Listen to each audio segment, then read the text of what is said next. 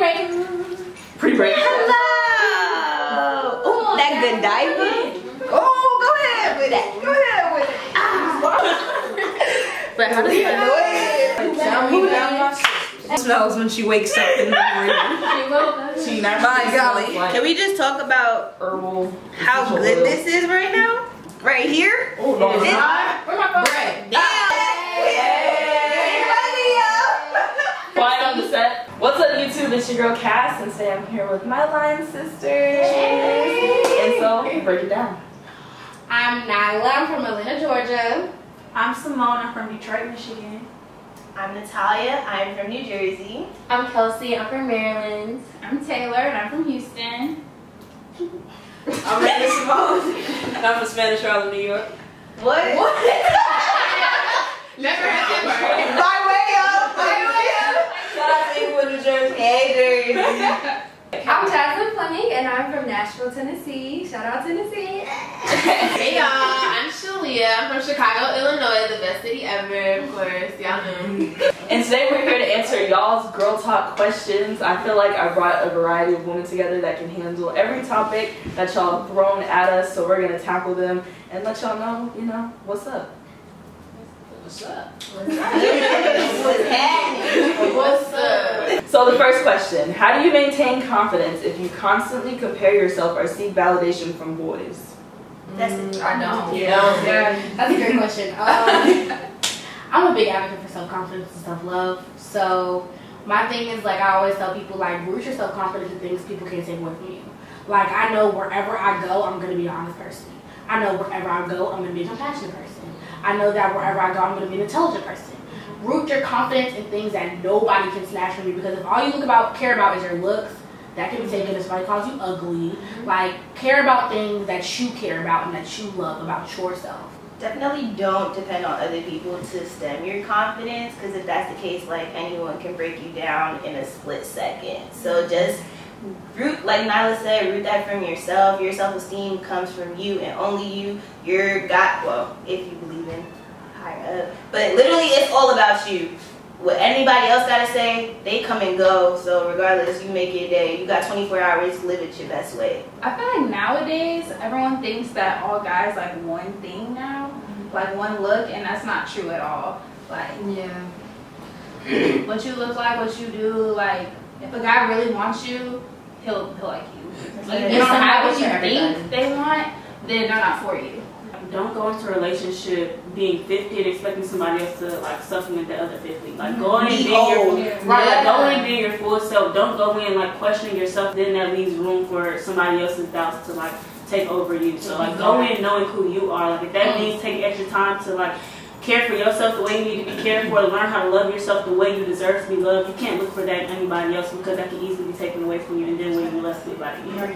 So like Nyla said, like don't root yourself in anything that can be taken away. Like know who you are, know your worth, like, because by the time that's whoever leaves, like if that's the case, like you don't want them to leave with you. Like don't love anybody all the self out of you. Relationship, like, that person should be trying to build you up. Like, that's what you need to look for. They shouldn't be trying to tear you down. Like, Boyfriend should not be like, oh yeah, she looking ugly today. She's not coming out with me. Like, It's like, why am I with you in the first place? Right. So speaking of relationships, our next question is, what is your biggest inhibitor when deciding whether to enter a relationship or not? I want to say a word. Inhibitor. She's learning, y'all. She's learning. I'm learning. I learn every day. Here, you want to read it right now? You're like, what is Now, what is your biggest inhibitor when deciding, hallelujah, whether to enter a relationship or not? I think that's for me. And like, I know myself, so I can talk about myself when I say this. Like, my expectations can be kind of high. I know that when it comes to guys, like, one littlest thing, like, if you have a hole in your sock, like, you had a hole in your sock. Not like something that's shallow, but say like we're having a good conversation and you say something like kind of shallow, or like you say something to like disrespect me, like that's always gonna be in the back of my head when I'm thinking about you. So for me, like, I need to learn how to not be so anal and so judgmental when it comes to guys. Because for me, like, when I date, it's like, if I don't see potential, like, you know, get into a real relationship with you, maybe marriage, maybe, you know, like something really serious, I'm not going to waste my time and get in it. So sometimes I think too seriously about relationships. There's no point in doing something like for fakes, you know what I'm saying? Like, especially in terms of a relationship. Like, I don't think it's wrong. Like, I don't think you're being too serious when you think if you're about, especially at our age, like if you're about to enter a relationship, that it should turn into something. Like, you don't have to put a label on something if you don't want to, but I feel like once you reach that level, like you need to be committed, like you and your partner. So it doesn't make sense to take things to the next level if you or the other person doesn't think it's going anywhere. I feel like people come into your life for a reason, a season, or a lifetime. Regardless of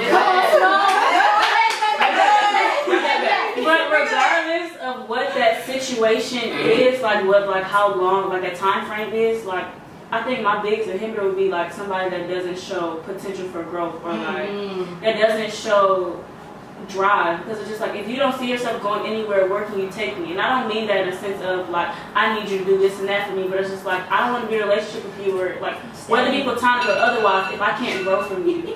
Like relationships are supposed to like grow you, like whether it's for this month that y'all together or whether y'all together for a lifetime, like you should be willing to grow with them. They should be willing to help you grow and to grow with you. So get to somebody who can cook. But I think it also works from the other perspective as well. For instance, there's some people who are very, very successful. So successful that they think that they no longer have room to grow. And so it's almost like, you know, that's very dangerous. There's always room. There's always room. No matter where you are, you can never be too ambitious. You can never. And you know, it's not just financial improvement or, you know, being more stable. It's also spiritual improvement. And that never stops.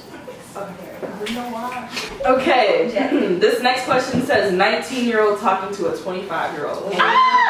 Boom, big, okay.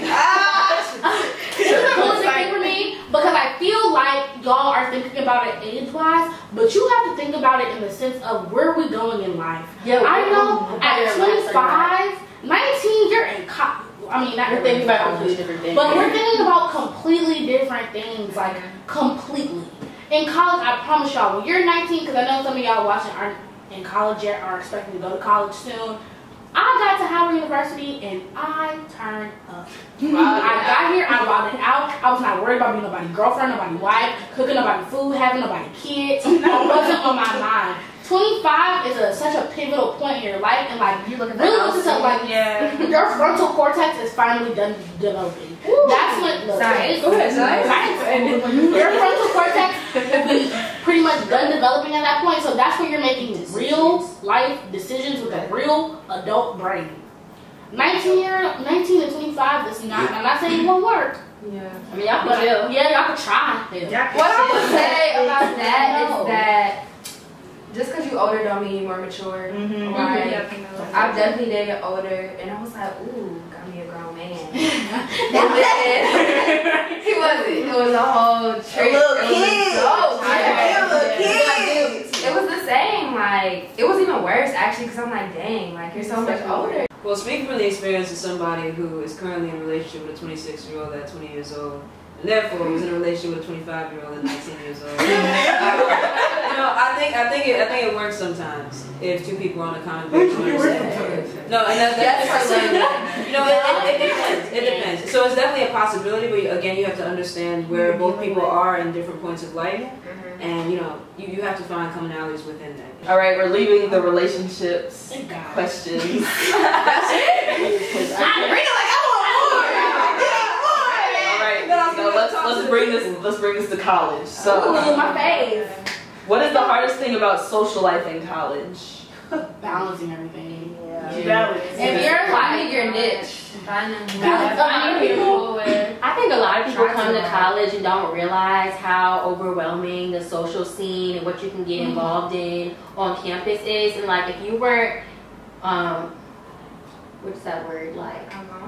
No, like able to balance in school. You weren't disciplined. If you aren't responsible in high school, you're gonna have a hard time being disciplined and responsible in college. And I feel like a lot of people, they come and that's when you see those people, they be messing up their GPAs, like they're not doing well in school because they don't know how to handle everything. But my thing is, I mean, I did a good job at it. But my good sis, check health out. Check out too. Check her out. But like, you just have to come in and like, I don't know. I went to every party my freshman year, but I still Every single one.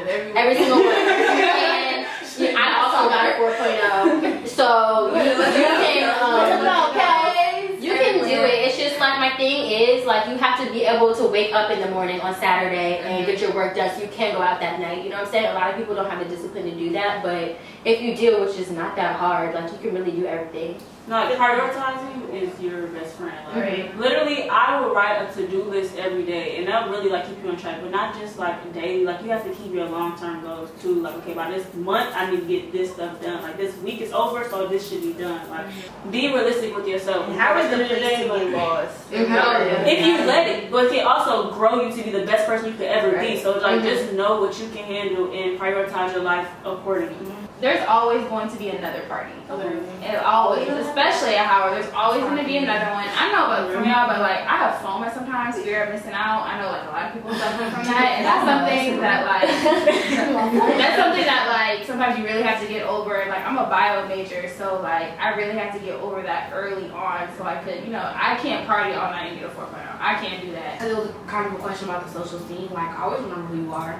I feel like people come to college and get role models real fast because there's so many different personalities, especially at Howard. Like, at Howard, you've been around so many black people that you being black is no longer your identity. Like, you're not the smart black girl in the class. You're not the cute black girl who did this anymore. Everybody's cute. Everybody's black. Everybody's smart. Like your freshman year, you get here and you just don't know who you are because your whole life you've been told you were this type of person, and you get to Howard and you realize it's 27 me's. So now I have to figure out what else about me I have to pull out of myself. And that's why a lot of people end up coming to Howard, and like, I love Howard for this. Like, they end up finding what they're good at. Like, you see so many people with their own clothing lines, the entrepreneurs, right, photography, like literally, like, you see this because people come to Howard and like they see, like Nyla said, there's a million of me, so how am I going to differentiate myself? I feel like basically the main point of what everyone's saying is you really just need to find yourself. And sometimes with that finding yourself comes just decolonizing your mind. So kind of going off of what Nyla was saying, you have to remember that this idea of competition and a competitive environment when you see black successful people is a product of colonization. And so, no, but really in a very intense, environment where you see so many amazing black people do so many amazing things, it's very easy to get caught up. But, it's just about staying in your head and understanding who you are and sort of, be genuine, roll with real people. Don't get lost. But also know who you are in the sense of you can be an introvert and that's still okay. Alright, well, speaking of social life and organizations and groups, people want to know what Greek life is like at the Mecca and how your life has changed since you became Greek. Man, I guess it's awesome. Okay.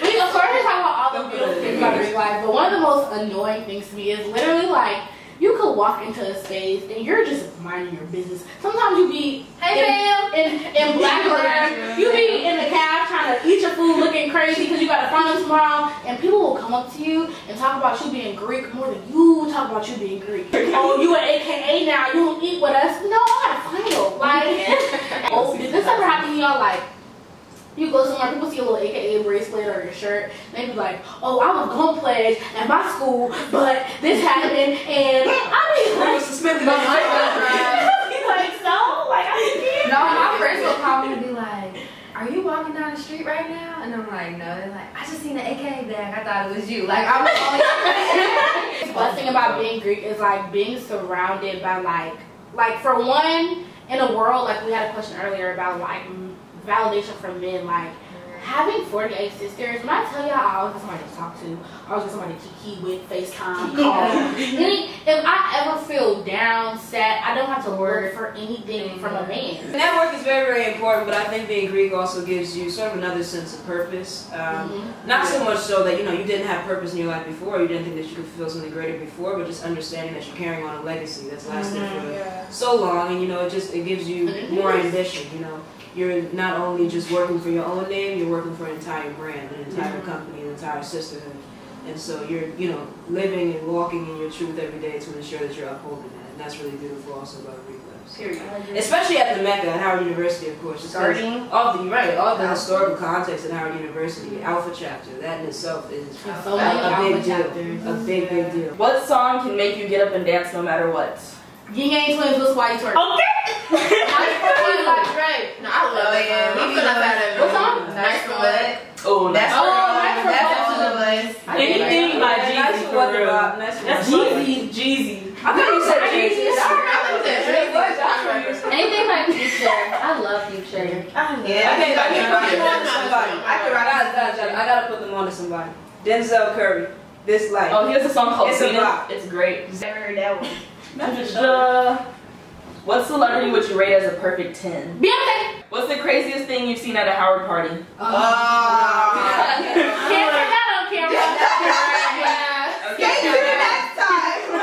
Perfect first date. Ooh. I ain't have one of those. Never experienced.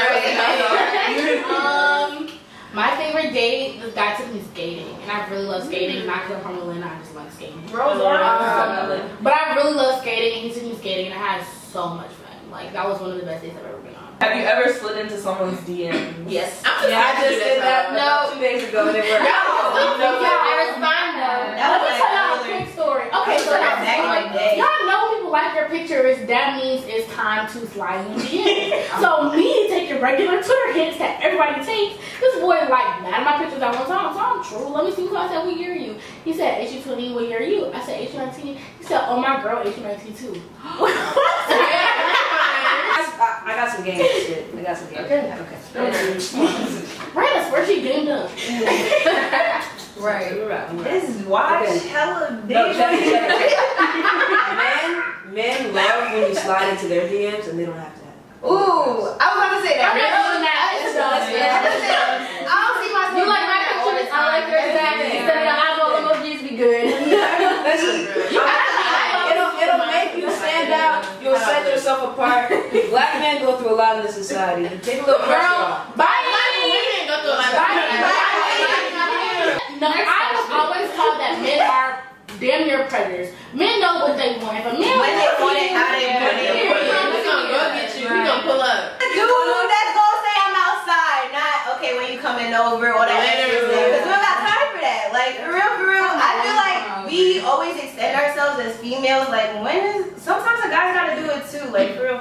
Don't, you talking about hopping his DM. Extend your mind. Listen, spit game intellectually. Thank you guys so much. Oh, it's over. Oh no, Cassie! Hey, if y'all love this, you know, go in the comments below, send more questions, and we might do a part. Let us know. Let us know. Hopefully It's time to go. 42 block, the flow. And Work that cash. Okay. She got that. She got cash. What else? You so mashed. Alpha chapter stepping.